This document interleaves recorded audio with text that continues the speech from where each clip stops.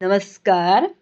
अंगणवाडी सेविकांसाठी खुशखबर आली म्हणजेच की अंगणवाडी सेविका आणि अंगणवाडी मदतनीसच्या पदाच्या भरतीसाठी 2 महत्त्वपूर्ण अपडेट आपण आजच्या व्हिडिओमध्ये जाणून घेण्याचा प्रयत्न करणार आहोत. तुम्ही जर माझ्या चॅनलवरती पहिल्यांदा आला असाल तर चॅनलला सबस्क्राईब करायला विसरू नका. चला तर तुमचा जास्त वेळ न घेता आपल्या व्हिडिओला सुरुवात करूया. सातारा जिल्ह्यामधील कोरेगाव तालुक्यातील एक अंगणवाडी सेविका आणि 17 अंगणवाडी मदतनीस पदाच्या भरतीसाठी म्हणजेच की पदभरतीसाठी जाहिरात काढण्यात आलेली आहे. सोलापूर जिल्ह्यामधील 61 अंगणवाडी सेविका आणि 115 अंगणवाडी मदतनीस पदाच्या पदभरतीसाठी जाहिरात काढण्यात आलेली आहे. सोलापूर जिल्ह्यामध्ये अर्ज करण्याची शेवटची तारीख 31 जुलै असणार आहे.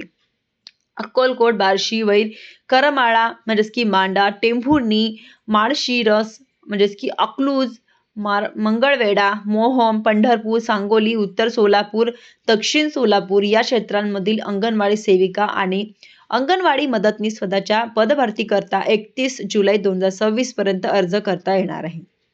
सातारा जिल्ह्यातील कोरेगाव तालुक्यातील अंगणवाडी सेविकांसाठी किनही तर अंगणवाडी मदतनीसाठी भोसे, सेंदुरे, जाणे म्हणजेच की गाडगेवाडी, हिवरे, भांडडे, भेगर, वस्ती, होलेवाडी, आंबोडेसह वाघोली, पिंपोडे, खुर्द पिंपोडे, बुद्रुक, बनवडी, कोलवाडी, याचप्रमाणे सोळशी, नांदगावड, करंजकोप, आझादपूर या ठिकाणच्या अंगणवाडी सेविका पदाच्या पदभरतीसाठी ही जाहिरात मागवण्यात आलेली आहे. अंगणवाडी सेविकांसाठी औक्षणिक आर्ता पात्रता व म्हणजेच की यापूर्वी सुद्धा माहिती घेतलेली आहे. ज्यांच्यामध्ये उमेदवार हा 12वी उत्तीर्ण असावा, स्थानिक रहिवासी असावा, म्हणजेच की स्थानिक भाषेचे ज्ञान असावं. अशा प्रकारचे काही महत्त्वपूर्ण अटी शर्ती दिलेल्या आहेत की वय 18 ते 35 वर्ष असावं च्यामध्ये असावं.